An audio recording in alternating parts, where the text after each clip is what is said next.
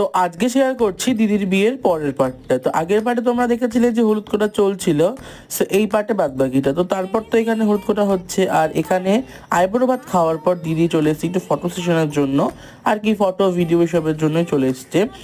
তো তারপর রাত্রে হয়েছিল ওর মেহেন্দি। আর দিদির বিয়েতে যে সময় হয়েছিল সে সময় না মেহেন্দির এতটা ট্রেন্ডিং ছিল না, মানে ওই মেহেন্দিতে আলাদা করে ফাংশন টাংশন এতটাই ছিল না শেষ। তো ওই জন্য আমরা মেহেন্দি আর্টিস্ট বুক করিনি, আমার বৌদি ছিল সেই আর কি দিদিকে মেহেন্দি পরিয়েছিল। তো তারপর তো এখানে মেহেন্দি পরানো চলছে, আর বললাম না সে সময় এতটা ট্রেন্ড ছিল না বলে আর কি কোনো ব্যাকগ্রাউন্ড করা হয়নি, নর্মালি ঘরে বসেই মেহেন্দি। আর মেহেন্দিটা বাঙালিদের মেন অনুষ্ঠানের মধ্যে পড়ে না, যেহেতু আজকাল হয় তাই সবাই করে।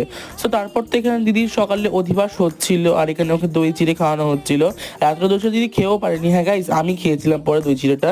সো ভিডিওগুলো কেমন লাগছে জানিও, ভালো লাগলে অবশ্যই লাইক কমেন্ট শেয়ার করে দিও। আর বাদ বাকি রাখছে নেক্সট পার্টে। তো দেখুন ভালো থেকো, আর like comment share, bye guys.